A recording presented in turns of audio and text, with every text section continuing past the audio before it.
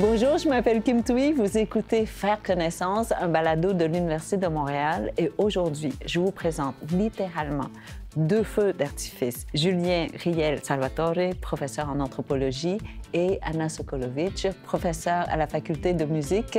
Alors voilà, commençons.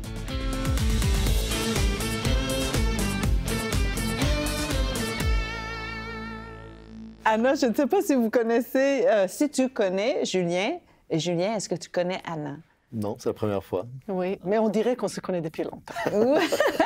Alors, professeur à la faculté de musique et Julien, professeur en anthropologie. L'anthropologie, je dois dire que dans un pays comme le Vietnam, où j'ai grandi là, pendant la guerre, on ne comprenait pas trop parce qu'on n'avait pas les moyens, en fait, pour aller chercher le passé. On ne pouvait même pas avoir le présent. Donc, le passé était complètement poussé... oublié, je dirais. Et donc, j'avais très hâte de... Je ne sais pas si ça vous intéresse, l'anthropologie. Énormément. En fait, l'être humain m'intéresse. J'ai un petit peu lu là-dessus, mais je ne connais rien de façon scientifique. Mais le sujet m'intéresse énormément. Alors, je suis tellement contente. Tu as dit que l'anthropologie, c'est l'humain? Oui, c'est la science de Mais il l'humanité. n'y a plus d'humain, non? Bien, ça dépend de comment on veut le définir ou disons, le décloisonner, là, mais oui, un peu. Tout peut être humain sans l'être aussi, là, donc ça dépend un peu des jeux qu'on veut faire.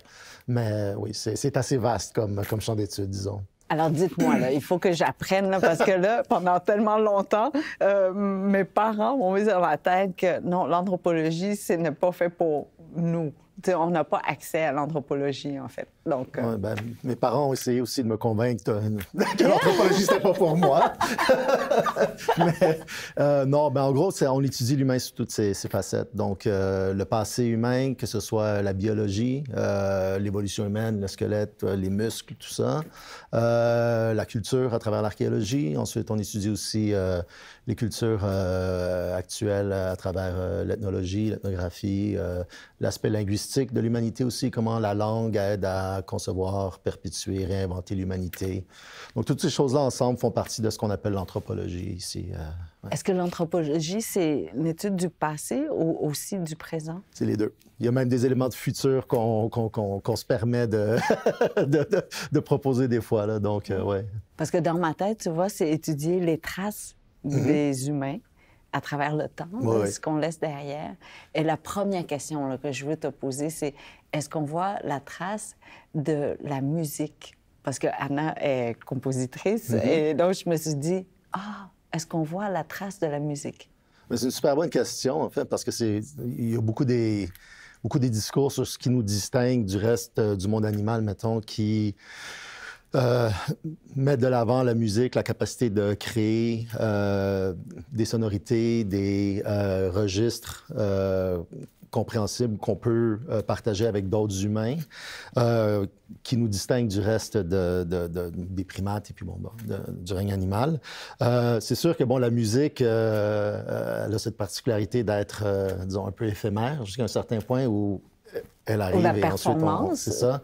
Et elle se préserve pas en tant que telle. Donc, il y a un aspect, disons, archéologique, là, qui est ce que je fais. Les instruments, en fait. On va chercher les instruments. Et ça, on en a retrouvé quand même des très, très vieux. Là, ça remonte à 40 000 ans. 40 000 ans? Oui, des os de cygnes perforés pour faire des flûtes, des choses comme ça, des choses qui pourraient avoir été des éléments de tambour et tout. Donc là, mais là, on tombe vraiment dans des restes de restes, là. Donc, ça devient suggestif, mais on est en mesure, des fois, de recomposer certains objets qui s'apparentent à des instruments de musique. Ensuite, il y a toutes sortes de débats. On trouve des objets avec des perforations.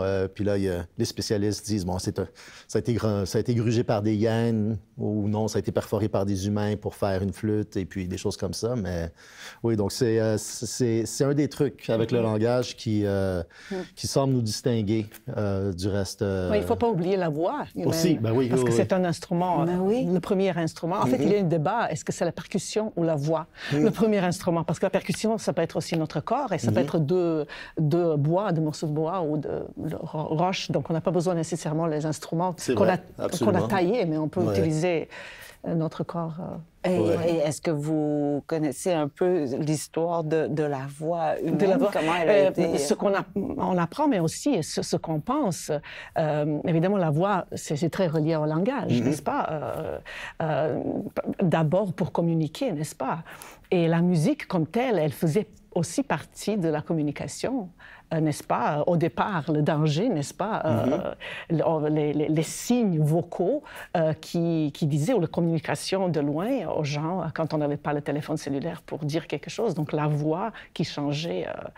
D'ailleurs, aujourd'hui aussi, dans plusieurs places du monde, on va conserver un certain type de communication et de chant qui vient de très loin, en fait, qui vient de ces des premiers instants où on voulait justement communiquer. Ça commençait par la communication, puis, mais vous connaissez mieux que moi, probablement, la magie, en fait, tout ce qui est relié au rite religieux. La musique était... Oui. Ça s'alimente, c'est ça. On trouve des restes de rites funéraires, par exemple, où on a des gens qui sont venus ensemble, clairement, qui ont fait des cérémonies et... C'est difficile de parler de constante lorsqu'on parle de l'humanité, mais une des choses qui semble caractériser la plupart des festins ou des grandes fêtes, c'est la présence de musique, de rythme, de chansons qui reprennent un peu des éléments culturels essentiels qu'on représente et qu'on manifeste à travers la musique, à travers la danse, à travers toutes ces choses-là. Donc, Oui. J'étais, il y a plusieurs années, dans une grotte en France. Et on nous promenait, montrait plusieurs choses. Puis à un moment donné, on est allé dans une place qui était particulièrement acoustiquement forte, qui était vraiment... Et il disait qu'à cause des restes qu'ils ont trouvés, qu'ils pensent que ça, c'était la place où ils chantaient. C'était probablement relié à un rituel, etc. Mais le fait que c'est acoustique, très acoustique, et que c'est très réverbérant, même quand on parle, ça nous fait vibrer. Imaginez quand on chante. Donc, probablement pour ce type de rite, c'était utilisé. Donc, ce type de place, donc le monde utilisait, les gens utilisaient justement les places, trouver les places qui étaient intéressantes pour les faire vibrer finalement ou pour s'exprimer pour différentes manières. C'est ça, j'ai raison? Oui, non, absolument, absolument. Ça va sans dire. Puis, mais en fait, ce qui est particulier quand on fait de la recherche comme la mienne, c'est qu'on visite beaucoup de grottes comme ça. Et puis, il y a une des grottes où j'étais de passage avant la pandémie, mais il y a disons une salle dans la caverne où il y a justement des propriétés acoustiques particulièrement bonnes qui a été utilisée, donc, cette chambre-là, pour faire des concerts de musique classique par un groupe local et aussi pour entreposer du vin. Parce qu'il y a l'aspect culturel, il y a l'aspect vinicole, il y a l'aspect de température aussi, là, que justement, on dirait que dès qu'on commence à explorer, on explore tout de notre environnement. C'est les propriétés acoustiques comme les propriétés de préservation. Et puis, bon, on entre dans ces environnements-là qui sont liminaux jusqu'à un certain point. C'est marginal, c'est étrange, c'est frais par rapport à la chaleur extérieure ou c'est chaud par rapport au froid externe. Donc, c'est toujours des endroits super particuliers là, où aller se faufiler puis glisser, explorer, tout ça. Est-ce que j'ai bien compris qu'on continue à faire des performances de présentation dans ces grottes-là? Oui, c'est ça. Pas sur les restes archéologiques, là. C'est à l'entrée. Est-ce que, Anna, t'es déjà allée faire une présentation? Je ne suis pas allée, mais je sais qu'il y a plusieurs. Dans plusieurs parties du monde. Il y a même dans la région de Vancouver aussi quelques grottes où on fait la musique. Donc, il y a plusieurs places qui sont actives aujourd'hui. Et parce que ça, c'est l'acoustique naturelle. Il n'y a rien de mieux que ça. Et toi, tu composes les opéras, c'est ça? Moi, je compose tout, c'est-à-dire des œuvres pour la scène. Alors, j'appelle ça la scène dans tous ses états. Donc, sans rien avoir ou avec quelque chose à voir, c'est-à-dire le concert avec les instruments, tout simplement, qui jouent la musique, ou avec les costumes ou avec les chanteurs, donc l'opéra, ou avec la danse, ou les différentes combinaisons hybrides qui sont peut-être même nouveaux ou moins nouveaux, avec l'utilisation de vidéos ou sans technologie, etc. Des fois, les places, les espaces sont à l'extérieur des salles, donc tout peut être un bon prétexte pour faire la musique et pour collaborer avec les gens. Alors, mais toi, tu crées aussi les danses, donc moi j'écris également la musique. chorégraphe? Donc, ou... Non, j'écris la musique pour la danse, ou j'écris la musique pour le théâtre des fois, mais surtout pour le concert et pour l'opéra. Donc, je crée la musique qui va être interprétée par les interprètes. Mais des nouveaux opéras ou Oui. Donc modernes? Oui. Mais on dit contemporain parce que tout ce qu'on fait, c'est contemporain. C'est ça, on mange la nourriture contemporaine. À partir de quel moment c'est contemporain? Non, mais quand on parle cadre législatif, là? Ou... Oui, c'est ça. Bon, les œuvres classiques, il faut combien de temps pour qu'une œuvre devienne une œuvre classique? En fait, en musique, je veux dire, on appelle ça musique contemporaine. La musique qui est écrite dans le temps de Mozart était contemporaine de son temps, mais elle n'est plus contemporaine. Donc, contemporain, c'est tout ce qui se fait maintenant. Alors, on appelle la musique contemporaine, on a appelé, je ne sais pas, il y a 3-4 décennies, on appelait la musique contemporaine des années, je ne sais pas, 60, 70 du siècle dernier. Maintenant, c'est la tradition. Donc, la musique d'aujourd'hui, quand on dit contemporain, on pense peut-être aux 20 dernières années, 30 dernières années. Donc, on pense vraiment à cette période-là où... Donc, la pièce que tu as créée il y a 20 ans ne sera plus contemporaine dans quelques décennies, absolument. OK. Et là, on va l'appeler comment? Bien, on va l'appeler la musique... Bien, on va lui donner un nom, parce que souvent, on va dire la musique moderne, ce qui était en 20e siècle. Disons, la deuxième moitié postmoderne ou métamoderne. Il y a plusieurs noms, mais comment elle va s'appeler? Je ne sais pas, on va probablement trouver un nom. On va dire la musique du début du 20e siècle, ou je ne sais pas, on va donner un nom.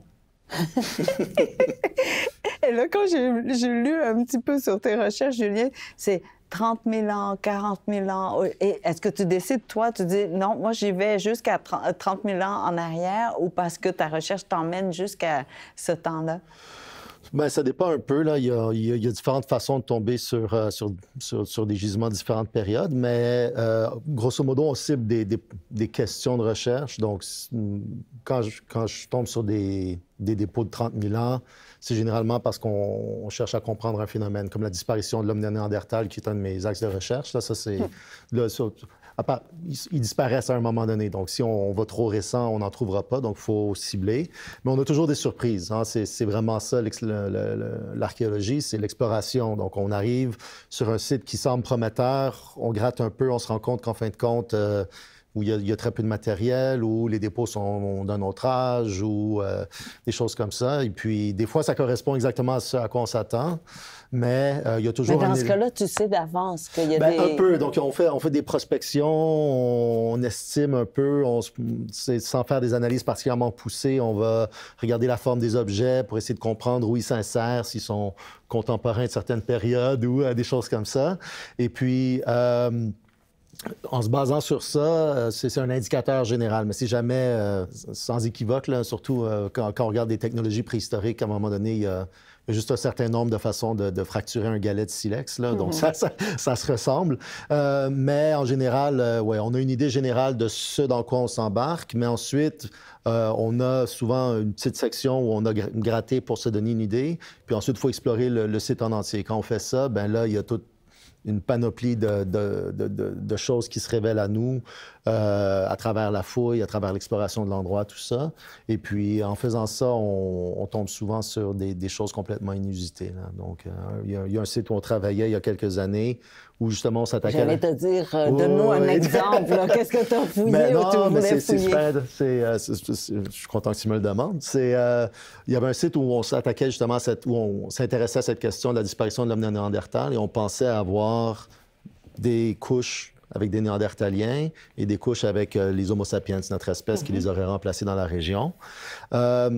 Et donc, on est allé, on a fouillé, on a trouvé effectivement ces couches-là, mais alors qu'on pensait qu'elles étaient presque voisines dans le temps, en fin de compte, il y a un gros Il y a une grosse cassure entre les dépôts néandertaliens qui sont beaucoup plus anciens que ce qu'on pensait. Ils ont 50, 60 000 ans, alors que les dépôts des Homo sapiens avaient peut-être 15 000 ans.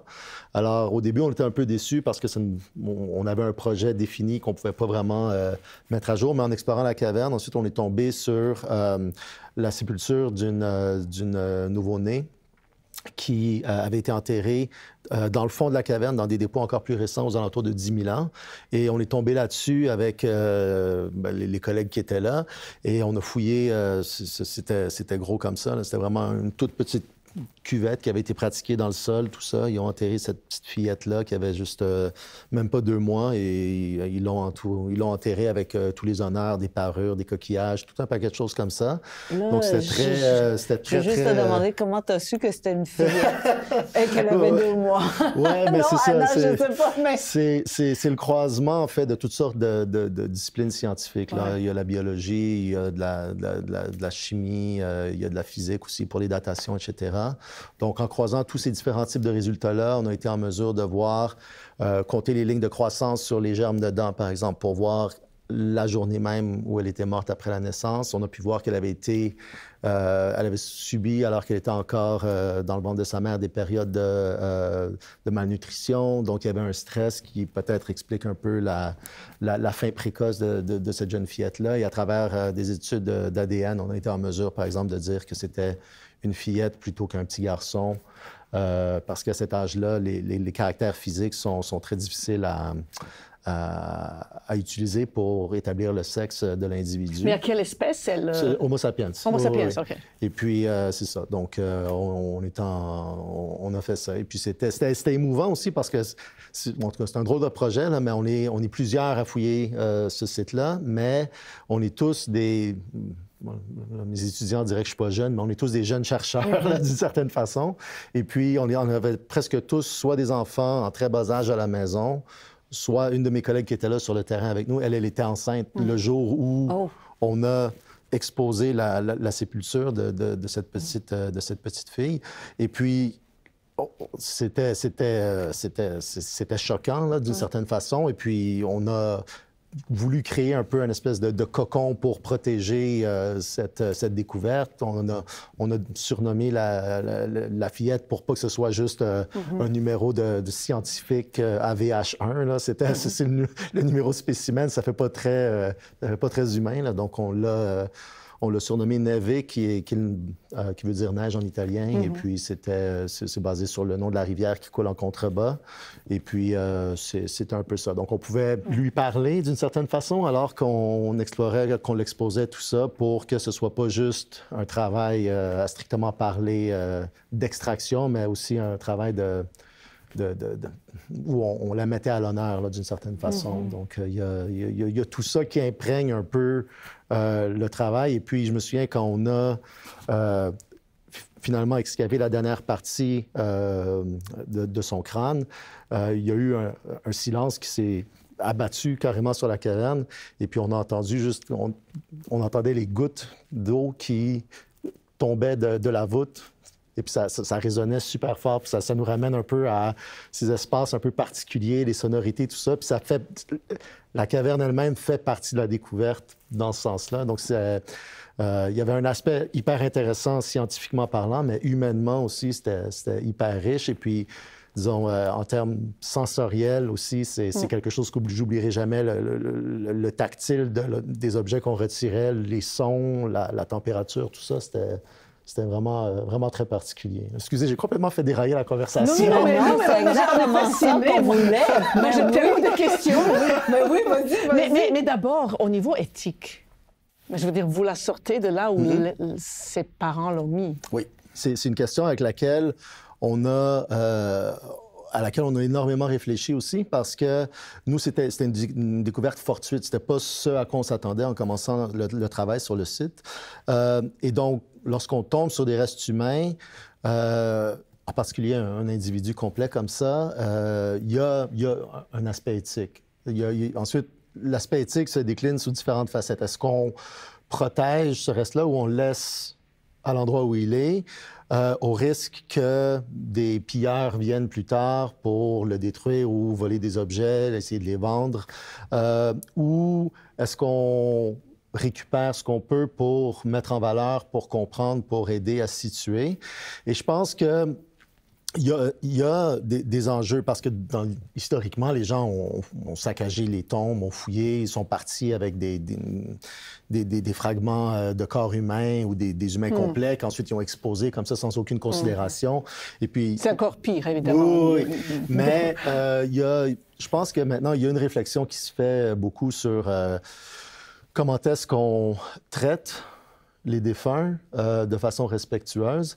Et puis, je pense que la manière dont nous, on a abordé la question, et puis ça revient un peu à ce dont je parlais tout à l'heure avec le surnom qu'on a donné à la jeune fille, il y a... c'est sûr qu'il y a une part d'appropriation presque parce qu'on lui donne un surnom qui n'a rien à voir avec le nom qu'elle a porté dans sa vie. Mais de l'autre côté, ça humanise aussi la trouvaille. L'archéologie, c'est pas quelque chose qui s'effectue en vase clos non plus. Là. On n'est plus au moment où on débarquait en quelque part et on disait aux gens de l'endroit, OK, on va fouiller vos trésors. On vous en parlera dans 20 ans. Là, c'est très inséré. Et en fait, les gens du village à proximité duquel se situe la caverne, les gens s'identifiaient beaucoup à la caverne. Et ensuite, lorsque cette découverte-là a été, disons, publicisée, ça a aussi mis les deux villages en valeur. Donc, Cerizola du côté du Piémont et Erli du côté de la Ligurie. Les gens étaient enthousiasmés, en fait, de savoir que, justement, il y avait ce lien avec le territoire, la terre, des points de repère qui restent encore des points de repère aujourd'hui. Je veux dire, nous, pendant qu'on fouille, on a un flot presque ininterrompu de visiteurs qui passent aussi, qui nous posent des questions, qui disent « Ah oui, quand j'avais 10 ans, on venait s'abriter de la pluie dans la caverne et puis on cassait des stalactites dans le fond. Et puis, je me souviens, j'avais enterré des petits bonhommes dans le fond de la caverne, des choses comme ça. » Donc, c'est des endroits qui continuent à vivre, c'est des endroits qui continuent à faire partie de l'imaginaire des gens de la région et qui... finissent par tracer une certaine continuité. Donc, je pense qu'à partir du moment où on a inclus les communautés, où les gens de l'endroit sont aussi, d'une certaine façon, reliés génétiquement, là, on parle à cet individu-là, que les restes ne sont pas juste... catapultés dans un musée ou quoi que ce soit, mais bien protégés dans des dépôts où ils sont préservés pour la perpétuité. Il y a un traitement. Mais c'est quelque chose qui nous a beaucoup tracassé. La question de l'éthique, de comment on traite les restes humains, c'est pas simple. Au moins là-bas, c'était sur le territoire italien avec une équipe italienne, italo-canado-allemande italienne. C'est une grosse équipe. Mais les restes sont restés là. Ils sont gérés à l'université de Gênes et tout. Donc, c'est moins disons, chargé comme lien que, ou comme relation que, par exemple, ce qu'on peut avoir ici des fois quand on exhume des sépultures autochtones et on est des chercheurs euro-canadiens ou des choses comme ça. Là. Donc, c'est pas simple, mais dans le cadre du pas simple, c'était probablement le plus simple qu'on pouvait espérer. Mais non, c'est très...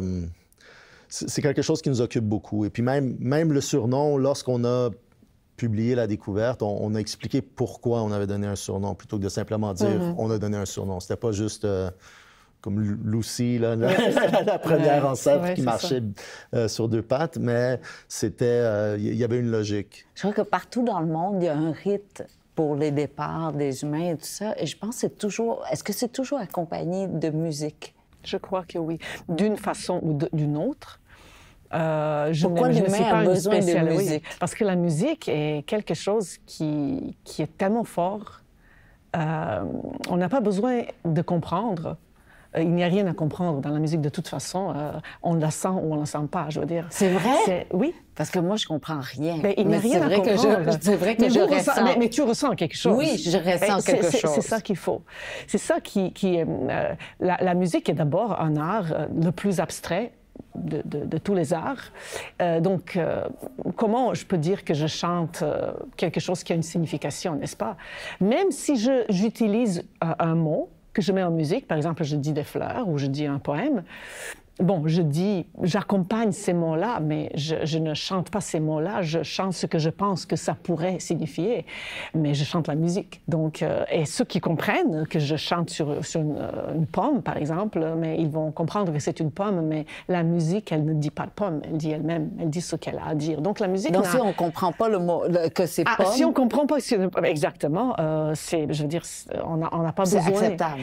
C'est pas seulement que c'est acceptable, selon moi, c'est souhaitable. C'est souhaitable que la musique...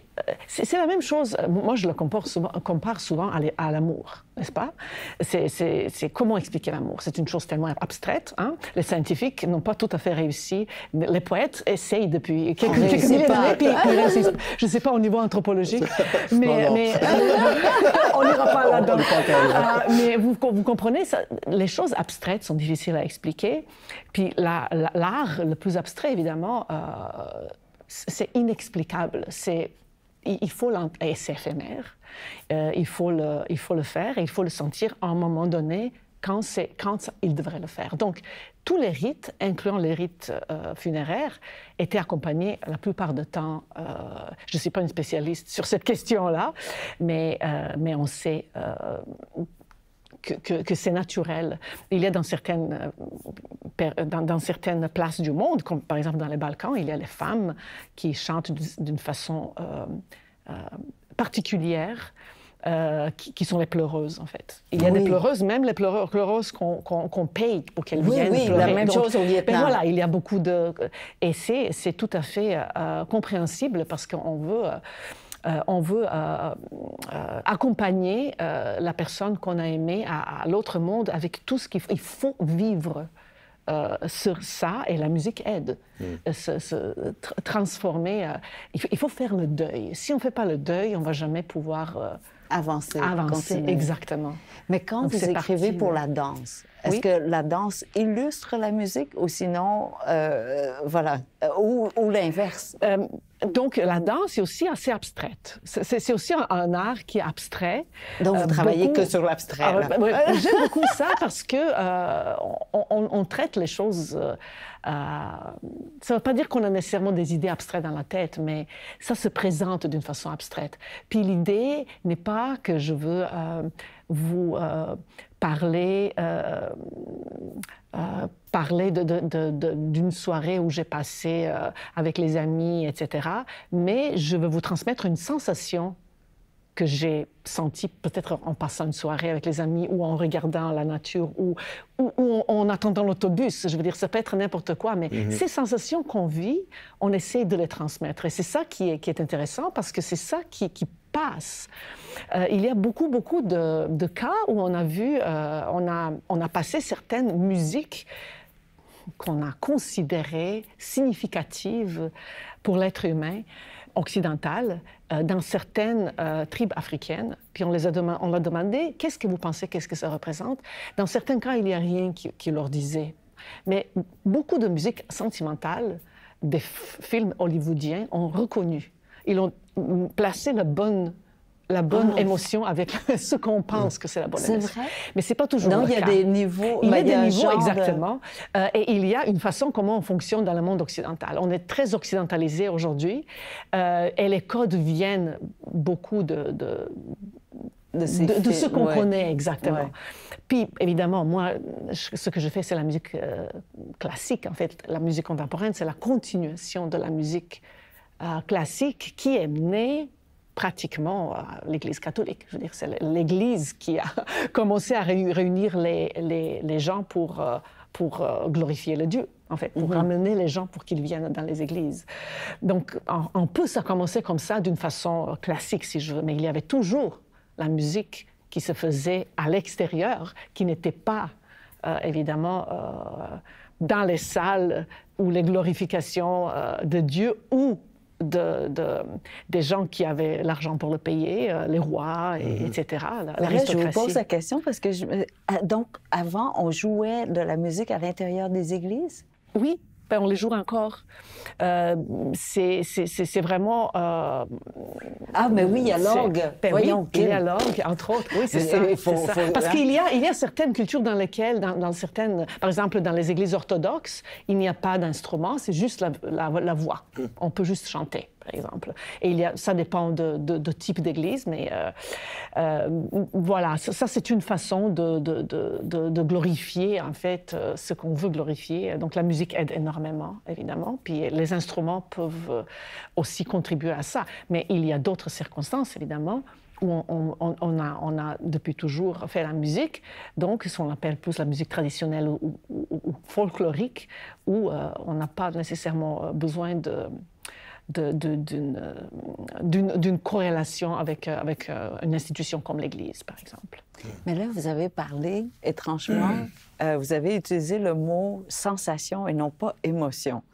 Et je m'attendais à ce que vous me disiez « Ah oui, la musique, c'est pour venir partager une émotion ou transmettre une émotion. Oui. » Mais vous avez utilisé seulement le mot sensation. Les deux. Est-ce qu'il y a une différence pour vous? Oh là là, c'est trop difficile maintenant. Non, parce que pour moi, ce sont deux choses très différentes, en fait, sensation et... Parce que sensation, ce sont les sens, c'est plus sensoriel, peut-être? C'est plus sensoriel. Et émotion, c'est plus... quelque chose qui interne, qui est probablement relié aussi à notre passé, à notre vécu. Mais en fait, les deux sont juste différemment placés. Je ne suis pas une spécialiste, mais disons que la musique peut répondre aux deux, et plus encore, mais certainement aux deux. Mais vous avez parlé beaucoup de l'éphémère, le côté éphémère de la danse. Est-ce qu'aujourd'hui, avec les moyens que nous avons, les moyens technologiques, est-ce que vous cherchez à les rendre permanents? Ben oui, on est en la caméra. Oui, c'est ça. Donc, évidemment, on peut avoir des traces qui vont rester plus longtemps, ça, c'est certain. Mais est-ce que maintenant, c'est votre pratique de toujours archiver et garder, conserver? On peut archiver. Il y a les nouveaux arts qui, évidemment, le film, c'est quelque chose qui est fait pour être archivé. Vous voyez, et on travaille maintenant sur le nouveau projet, par exemple, un séminaire que je donne avec mes chers collègues à l'Université de Montréal, de projet d'opéra où on travaille sur les opéras avec la réalité augmentée, réalité virtuelle, par exemple. On essaye de voir, est-ce qu'on peut carrément inventer une nouvelle expression créative qui va être capturée d'une autre manière que de filmer les opéras. Parce que l'opéra, par exemple, l'opéra ou la musique générale pour laquelle je compose, c'est-à-dire la musique pour la scène, ça c'est l'art vivant. Donc c'est quelque chose qui se vit en ce moment-là. Oui. Et si vous captez ça avec une caméra, mais ça va donner une idée, mais c'est pas ça. C'est pas ça qui nous intéresse. Ce qui nous intéresse, c'est d'être assis dans la salle et de voir les gens qui sont directement là. Parce que c'est pas la même chose. Parce qu'il y a la sensation de la vibration. Mais voilà la sensation maintenant. C'est pas seulement émotion. Pas juste l'émotion, mais sensation. Il y a la vibration, exactement. Surtout quand on travaille la musique vocale, mais pas juste vocale. C'est tout à fait acoustique. C'est des réactions sur notre peau, ces réactions dans notre être. Et aussi, cette imperfection des interprètes. C'est-à-dire qu'ils ne vont jamais être 100% bons, comme sur un CD. CD, c'est parfait. C'est toujours léché, c'est super beau. Mais des fois, il va manquer quelque chose. Parce qu'il n'y a pas on veut vivre ensemble avec vous. Parce que ce matin, on s'est réveillé en même temps avec ces interprètes-là. On va les regarder, on va vivre ensemble une expérience. Alors, c'est ça qui n'existe pas tout à fait quand on veut filmer une pièce qui jouait sur scène. Par contre, ce qu'on essaie de faire maintenant, justement, c'est de combiner un art qui n'est pas un art vivant, comme le film, et un art vivant, comme l'opéra. Donc, est-ce qu'on peut les filmer de telle manière pour qu'ils restent pour la postérité, donc qu'ils restent enregistrés, mais d'une façon dans laquelle on va pouvoir faire sentir ça. Alors, c'est ça, justement. Mais parce qu'on travaille, donc, mais ce qui est le plus difficile, ce qu'on essaie de faire, c'est de filmer en même temps. D'habitude, quand on fait des films, les opéras filmés, ça se fait de plus en plus, surtout depuis la pandémie, où on va les filmer comme Opéra de Maître fait, on filme présentation en public. C'est correct, c'est très bien, mais c'est pas fait pour la présentation sur l'écran, c'est fait pour présentation sur la scène. Et c'est pas du tout la même chose parce que les proportions sont pas les mêmes. Quand on regarde quelque chose, on voit une face réduite au lieu de voir toute la scène, etc. Ben, c'est 3D mais c'est une bonne et 2D. idée. Ouais, mais c'est quand même une bonne idée de voir ce qui se passe quand on regarde à la maison, mais ce n'est pas fait pour ça. Bon, mais ça, c'est une façon. L'autre façon, c'est de faire des films, des vrais films. Mais quand on fait des vrais films, on fait un enregistrement audio qui est parfait. Hein, avec tous les montages, tout ça. Donc, il est parfait. Il est jamais totalement comme il devrait être parce qu'il n'est pas joué live. Mais bon, il est quand même un enregistrement. Puis sur ça, on fait le lip-sync ou playback, n'est-ce pas? Des fois, c'est même pas les chanteurs qui ouvrent la bouche. Des fois, c'est même les comédiens. Ou des fois, ils n'ouvrent même pas la bouche. On a la voix, on a le son, puis on fait quelque chose qui ressemble à un film. Et les productions, il y a super bonnes productions comme ça. Mais encore, on ne sent pas ces vibrations-là. On a une bonne idée de ça, mais ce n'est pas la même sensation. Voilà, ce n'est pas la même sensation. Alors, ce on essaie de faire avec ce projet-là, c'est d'enregistrer en même temps le sonore et le visuel. Donc, avec les caméras qui sont autour, 360, auditeur va pouvoir regarder dans sa maison avec une tablette ou avec son téléphone intelligent, rien de trop compliqué, peser sur un bouton, et aller voir les personnages dans son salon et aller se promener, aller autour d'eux, aller regarder qu'est-ce qu'il y a, aller regarder en haut, etc.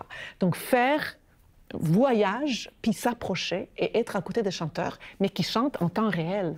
Pourquoi en temps réel? Parce qu'on les a enregistrés en même temps qu'on a enregistré la vidéo. Oui, mais dans la vraie vie, on ne peut pas tourner autour du chanteur. Mais justement, alors on espère qu'on va peut-être même inventer une nouvelle... C'est ce que j'allais demander. Dans le fond, est-ce que c'est considéré comme supra-humain de faire quelque chose comme ça, ou est-ce que c'est considéré comme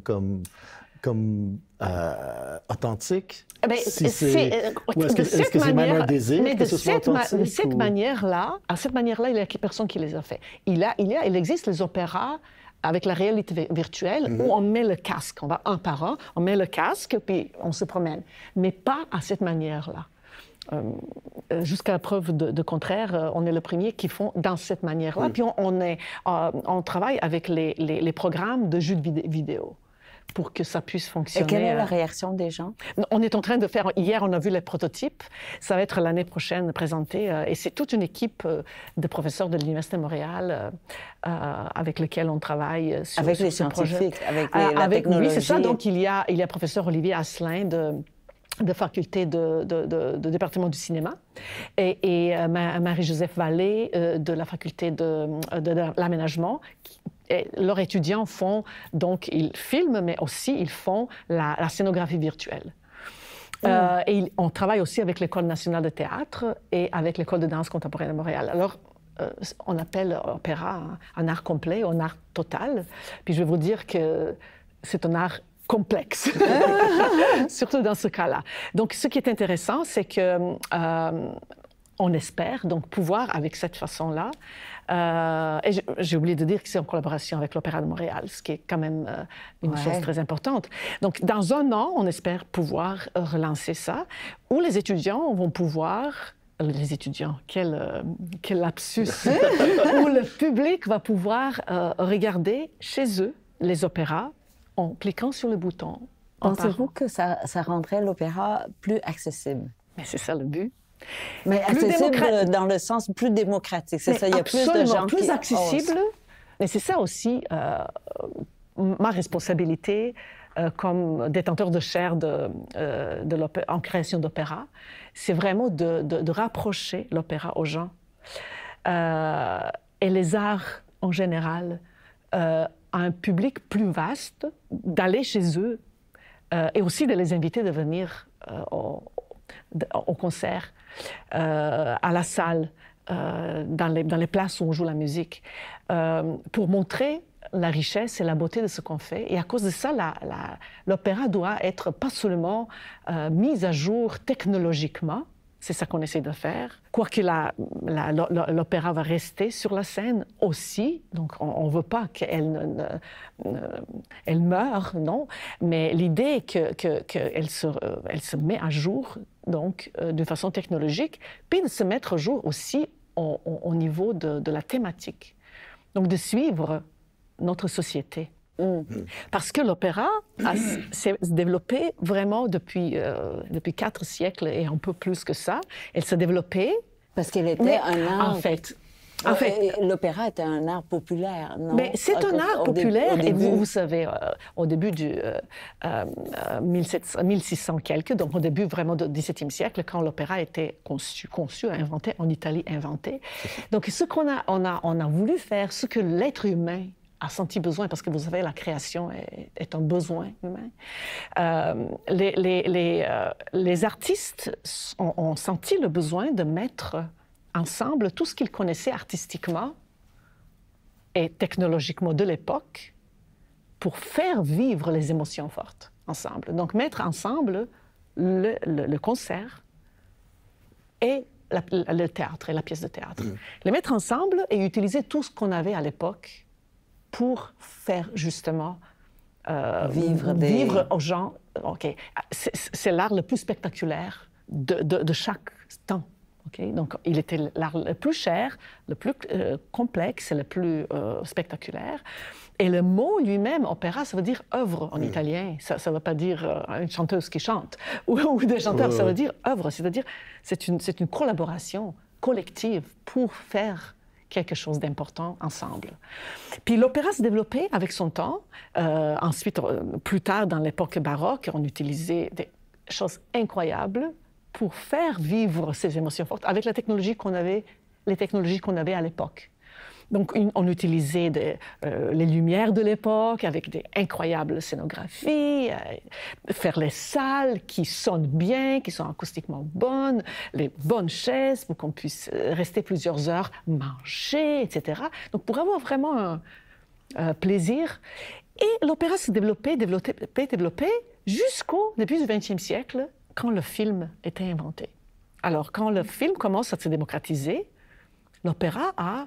En fait, il a volé la vedette à l'opéra. Alors, l'opéra a arrêté technologiquement de continuer jusqu'à tout récemment. Je ne peux pas dire que durant le XXe siècle, il n'y avait pas d'opéra, mais c'était l'art beaucoup moins populaire pour les choses nouvelles qui arrivaient. Hein? Les maisons d'opéra surtout jouaient les œuvres romantiques et les autres œuvres, au lieu de aussi continuer les commandes et de s'intéresser aux nouvelles technologies. Alors, ce qui est intéressant aujourd'hui, que depuis vingtaine, trentaine d'années, il y a de plus en plus vraiment d'intérêt pour les opéras, dans les maisons d'opéra, mais aussi le public, ils ont besoin ils veulent avoir quelque chose de nouveau. Donc, tout en conservant, je pense qu'il faut conserver le répertoire. Je veux dire, on ne peut pas exister si on ne conserve pas ce qu'on avait, n'est-ce pas? Mais il faut avancer. On bâtit à partir d'eux et puis voilà. On continue. Oui. Mais nous, aujourd'hui, nous aussi, nous avons nos besoins. Et de s'exprimer de façon qui est celle d'aujourd'hui. Donc, pourquoi on ne fait pas aujourd'hui la même chose qui était fait au début de l'opéra? C'est-à-dire utiliser tout ce qu'on connaît en art, puis tout ce qu'on connaît en technologie, pour nous exprimer et pour faire vivre...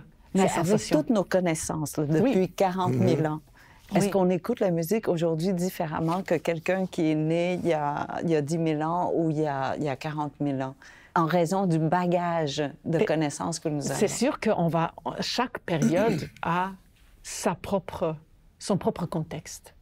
Puis on parle dans chaque période d'une autre manière. À cause de ça, c'est une excellente question, parce que même aujourd'hui, on écoute la musique baroque. On écoute les opéras baroques, puis on pense qu'on les comprend. Mais on ne les comprend pas, parce qu'il y a plein de codes qu'on ne comprend pas aujourd'hui, qu'on n'utilise plus aujourd'hui. C'est des références culturelles qui totalement, nous échappent. Références qui nous... Totalement, on dit que c'est beau cet air-là, oui, mais on ne sait pas du tout ce type d'accord qui était utilisé là-bas pour montrer ça et ça. Donc on découvre, on pense qu'on comprend, mais il y a plein de choses qui nous passent parce qu'on ne vit plus dans cette époque-là.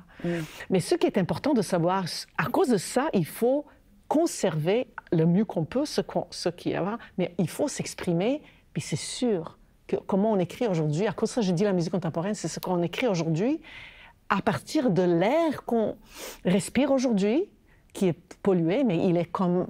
Mais on le respire tous le même. Ouais. Alors, si je parle aujourd'hui au public, mais je vais lui parler avec les mêmes émotions, en fait, qu'ils peuvent comprendre, parce qu'on est dans le même contexte. Non, mais même le public, je crois. Aujourd'hui, on peut aller écouter l'opéra habillé n'importe comment, d'une certaine façon. Il n'y a plus de code vestimentaire comme de moins en moins. Vraiment, oui, voilà. Alors qu'à l'époque, ne serait-ce que juste écouter un opéra au complet dans un corset, on n'écoute pas pareil, je pense. On perd connaissance, mais il ne faut pas oublier que... je veux dire, à l'époque baroque, l'opéra était tout. C'était soap operas, c'était ce qu'aujourd'hui présente la télévision, le cirque. Je veux dire, tout ensemble, c'était aller à l'opéra, c'était l'événement. C'était vraiment la chose. Alors, évidemment, pourquoi on s'habillait bien? Parce qu'il faut se montrer, parce que... oui, c'est pour être vu aussi. Être vu aussi. Alors, il y a aussi... Oui, mais c'est ça, c'est juste le confort. Tu sais, je me dis, c'est ça, on ne s'assoit pas pareil, on respire pas pareil, donc on n'écoute pas pareil, je crois. Oui. Moi, c'est une question que j'avais, en fait, par rapport à votre projet. C'est super intéressant. Est-ce que l'endroit où l'opéra est joué et capté influe là-dedans? Parce qu'ensuite, est-ce que si c'est avec l'Opéra de Montréal, est-ce qu'il y a des gens qui pourraient dire « Ah oui, mais ça n'a pas été fait, je ne sais pas, à Alaska, là, par exemple, quelque chose comme ça. » Est-ce qu'il y a des jugements ou des poids comme ça qui... Alors, ça m'intrigue. Mais l'Opéra de Montréal, le lieu, ça, on va le regarder chez nous. Ce qui est intéressant, c'est quand vous entrez dans l'opéra, vous entrez dans un monde, l'autre monde, qui est fait par la scénographie virtuelle. Donc, vous entrez dans un monde virtuel et vous voyez devant vous les chanteurs qui chantent et vous vous promenez, si vous voulez, ou si vous les regardez, mais ils sont là et vous êtes dans l'eau. Parce que je veux juste dire qu'on voulait avoir une thématique qui nous réunit, qui a une couleur, une signification au Québec. Alors, on a donné le mot fleuve pour tous les opéras. Il y a 4 et le 5e va se joindre, donc qui vont avoir tous la thématique fleuve là-dedans. Vous savez, j'ai appris que le fleuve Saint-Laurent, notre fleuve, représente 25 de l'eau potable dans le monde. Mais voilà. Voilà, une raison plus. C'est un bon mot. C'est ça. Donc, je le dis parce qu'hier, on a fait des essais, puis il y avait de l'eau. Alors, vous entrez dans l'eau, puis vous pouvez aller dans l'eau. Vous pouvez complètement aller. C'est vraiment fascinant. Est-ce qu'on peut s'immerger et entendre l'opéra qui joue comme si on était sous l'eau? Parce qu'on peut aller, on peut regarder. Il y a aussi une maison, puis on la voit de côté, puis on voit à travers la fenêtre, on voit les musiciens. Je veux dire, il y a toutes sortes de choses qu'on fait. Donc, le lieu est totalement pas important. Donc, c'est juste l'Opéra de Montréal qui travaille avec nous sur le projet. Mais ça ne va pas être projeté dans cet espace-là. Donc, on espère que ça va être... On va pouvoir, comme ça, communiquer avec tout le monde. Mais j'ai voulu juste vous poser une question. Est-ce que je peux? Oui, oui, bien sûr. C'est parce que, comme je disais, évidemment, la créativité, c'est un besoin et c'est quelque chose qui nous caractérise.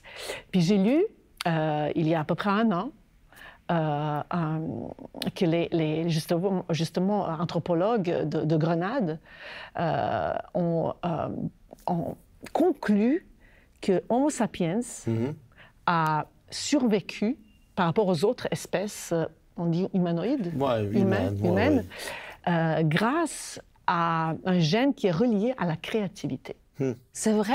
Est-ce que c'est pas... J'ai voulu demander. Est-ce que c'est vrai? Ou je simplifie un peu. Ben, on est toujours un peu à la recherche de l'arme du crime, si on veut. On essaie de trouver comme la cause de notre survie ou tout ça. Et puis, je pense que c'est un peu... c'est l'aspect un peu de polar détective là, sur lequel on a beaucoup misé pour populariser l'archéologie, qui vient un peu à jouer contre nous, parce qu'ensuite, ça nous force à un peu trop simplifier. Donc, on peut pas... C'est difficile de dire que c'est un gène en particulier qui nous a fourni ce dont on avait besoin pour se démarquer par rapport au reste de l'humanité sous toutes ses facettes. Mais c'est probablement une panoplie de de capacités qui ont été, disons, qui ont couvé, qui ont été attisées, exprimées différemment. Et puis, c'est cette capacité de, justement, s'adapter, puis culturellement partager, perpétuer, comprendre le monde d'une façon qu'on réussit ensuite à transmettre pour tisser des liens avec d'autres groupes, pour développer un filet un peu qui nous permet, dans un contexte où il y avait énormément d'incertitudes quant aux ressources, quant à la température, quant à ce que vous voulez, la survie des enfants, où ça vient à se déployer pour donner à notre espèce un peu le coup de pouce dont elle a eu besoin pour se rendre jusqu'à aujourd'hui. Et c'est cette capacité créatrice qui est probablement le fruit de toute une confluence d'aléas historiques, mais aussi, évidemment, d'aléas biologiques d'une certaine façon, qui fait en sorte que l'humanité a l'ampleur et la diversité qu'elle a aujourd'hui. Et donc, c'est probablement cette diversité-là qui est la corde la plus importante à notre arc, si on veut, évolutivement, parce que cette diversité, donc, manifestée à travers la créativité aussi, savoir s'adapter, savoir improviser, savoir jouer, réorganiser les codes qu'on avait précédemment pour mieux vivre dans un moment particulier. Mais pouvoir imaginer quelque chose, c'est ça. Oui. Donc, c'est cette capacité d'imaginer, de représenter, de transmettre qui semble nous caractériser en tant qu'espèce. C'est ça, c'est de transmettre aussi, hein, la créativité, mais c'est parce que nos connaissances s'accumulent, puis on n'a pas à recommencer du début chaque fois. C'est ça. Puis on n'a pas besoin de tout transmettre individuellement à nos enfants non plus. Nos enfants peuvent apprendre d'une multiplicité de sources pour s'informer, devenir les gens qu'ils veulent, etc. Et donc, Non, j'essaie de ne pas tout transmettre non, moi aussi, à mes enfants, parce qu'il y a des bobos là-dedans qu'on dit, OK, on va pas laisser ça tomber, là. Non, c'est pas plus tard qu'un matin. C'est ça, exactement. Mais est-ce que... tu sais, je pense à l'archéologie. Sans la technologie qu'on a aujourd'hui, est-ce qu'on aurait pu aller aussi loin? À l'époque, comment on faisait, en fait, sans la technologie pour pouvoir comprendre déjà, construire à partir de là? J'écoutais Suspendu à tes lèvres tout à l'heure parce que ça me remémore certains des trucs qu'on essaie de faire maintenant parce que on dit souvent que de faire de l'archéologie, c'est de détruire. On y arrive, c'est très extractif comme pratique. Là. On arrive à un endroit, on fait des trous, on retire les choses, et puis ensuite, une fois que c'est retiré, c'est retiré. Donc, on a un devoir de documenter tout ça. Et de plus en plus, on en vient à créer des modèles virtuels, des sites, des cavernes, tout ça. Et puis, quand tu parlais de cette expérience immersive, ça me rappelait des expérimentations qu'on fait où, justement, on crée des modèles 3D de la caverne ou d'un site que les gens peuvent ensuite naviguer dans leur quotidien. Ils peuvent se mettre dans une salle comme ça et ils se retrouvent au Pérou en train d'explorer Machu Picchu, des choses comme ça, ou de tâtonner puis de voir un peu des recoins, des galeries dans une caverne. Et puis ensuite, on réussit à aller dans l'hyper minutieux où on peut voir presque des grains de sable sur le site. Et puis ensuite, exploser et puis sortir dans la vallée, sur le territoire, voler avec des modélisations qu'on a fait par drone. Mais c'est la clé maintenant pour rendre ça vivant aussi, parce que ça nous permet de documenter le site beaucoup mieux, de le visualiser puis de le faire voir aux gens qui, souvent, n'auront jamais l'occasion d'y aller. Donc, il y a un aspect, disons, de préservation, mais il y a un aspect de valorisation et de rendre l'archéologie vivante aussi, parce qu'ensuite, à la fin, ce travail destructeur peut être important, puis on a un devoir, surtout quand c'est financé, disons, par le public ou quoi que ce soit, de rendre ça accessible, de rendre ça vivant d'une certaine façon. Donc, il y a beaucoup, beaucoup d'efforts qui sont déployés là-dedans présentement. Oui. Puis ça m'a fasciné d'entendre ça parce que je voyais beaucoup de ça. Puis même l'aspect jeux vidéo, j'ai des collègues qui collaborent à des jeux vidéo comme consultants, mais aussi pour s'assurer qu'il y a une précision historique qui est au rendez-vous et tout, pour faire en sorte que l'expérience qui est rendue dans certains jeux vidéo est est convenable, pas juste l'imagination de quelqu'un de comment devrait être la vie il y a quelques milliers d'années ou quoi que ce soit. Donc, mais je sais pas, je suis pas sûre avec le mot destructeur, tu vois, parce que de ce que j'ai compris, c'est que tu extrais, tu essaies de comprendre ce qui s'était passé pour pouvoir nous donner ce savoir-là, nous préparer à la prochaine catastrophe, à la prochaine famine, comment est-ce qu'avant on a survécu à ces événements-là. Donc, est-ce que c'est destructeur ou c'est plutôt, voilà, aller chercher des connaissances qui ne nous étaient pas accessibles avant. Si on ne fouillait pas, on ne serait pas capable de comprendre. C'est super gentil. Non, mais... c'est vrai, non? Je suis d'accord, mais il y a le fait qu'on laisse des cicatrices. Tu sais, quand on s'en va fouiller sur un site, il y a une balafre qui reste, il y a des trous qui sont là. C'est comme l'autopsie d'un corps, puis savoir vraiment qu'est-ce qu'il y a... Oui, puis de comprendre exactement. Et c'est comme ça que la science avance. Oui, mais c'est exactement ça. Mais l'autre côté, là, je vous écoute les deux, là, puis je trouve que avec la technologie, ce que vous essayez de nous offrir, c'est des, comme tu dis, Julien, des supra-humains. Parce qu'un humain normal n'a pas cette capacité de plonger dans l'eau et continuer à entendre et puis tourner autour, ou sinon d'aller justement là, regarder le grain de sable et le faire exploser, non? Donc c'est comme si on devenait, comme si nos sens avaient été enrichis. L'être humain suit la science et s'adapte. Donc si la science... évolue, si on a tous les téléphones intelligents, mais on ne les utilise pas dans notre art, dans notre quotidien, il y a quelque chose d'artificiel là-dedans. Parce que l'art, c'est un reflet de la société et c'est un reflet de la technologie qui nous entoure. Je vais revenir aux grottes. Quand j'étais à la technologie... non, mais l'être humain, c'est la créativité qui devrait être d'ailleurs présente dans tout ce qu'on fait. Hein? La créativité, c'est pas juste dans les arts. Hein? Plus on a de créativité, plus on va aller. Si vous n'avez pas de créativité, vous ne pouvez pas faire votre travail. Oui, non, il faut s'adapter, toujours. Il faut toujours. Donc, quand on va dans les grottes, on voit les peintures. Il y a des fois... je ne sais pas, cet homme qui a dessiné ça il y a plusieurs années, il a vu, je ne sais pas, une petite place dans la grotte, parce que ce n'est pas une place toile. Hein?